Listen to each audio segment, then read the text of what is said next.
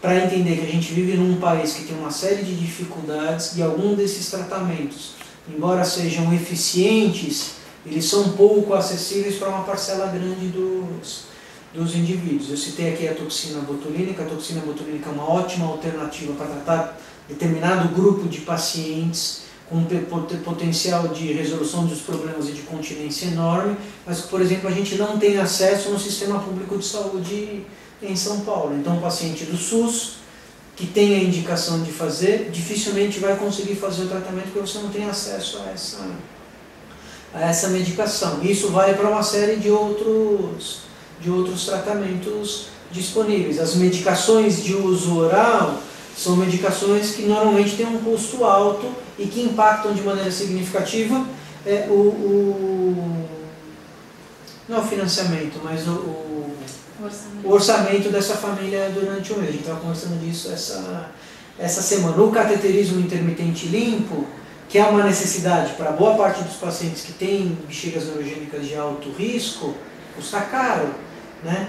E para um paciente que eventualmente é um paciente assalariado, que tem uma reserva, um orçamento limitado, isso tem um impacto grande em relação à dinâmica dessa família. E embora isso seja uma obrigação constitucional, esses pacientes não conseguem, via de regra, acesso a esses materiais em posto de saúde, porque é colocado uma série de dificuldades em relação a isso. E é importante que as pessoas se conscientizem, não só a respeito da doença, não só a respeito dos tratamentos disponíveis e das possibilidades, mas dos direitos que elas têm. E a gente tem que criar um corpo de consciência em relação a isso, para que essas pessoas possam ser tratadas de maneira adequada, o que via de regra não acontece hoje para todo mundo. Um indivíduo de condição financeira boa ou de acesso bom à medicina privada, eventualmente ele tem acesso a todas essas possibilidades.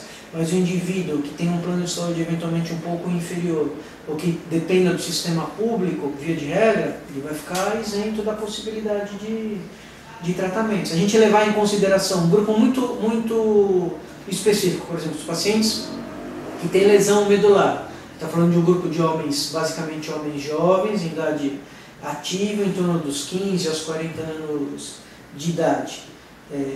Uma parcela grande desses pacientes são pacientes que não têm acesso a planos de saúde. Esse paciente tem uma lesão medular, vira um cadeirante, tem uma bexiga neurogênica de alto risco e não tem acesso a absolutamente nada. Então a gente tem que trabalhar para mudar essa realidade, não só do ponto de vista médico, mas porque é muito mais fácil você transformar esse paciente num paciente produtivo quando ele tem uma condição de saúde controlada. E a incontinência urinária, além de ser um problema de saúde nesses pacientes, ela impõe um impacto grande em relação ao relacionamento, inserção em mercado de trabalho, etc. Afeta muito a qualidade de vida. Afeta tudo, afeta a produtividade, afeta tudo. E a gente tem que discutir essas coisas.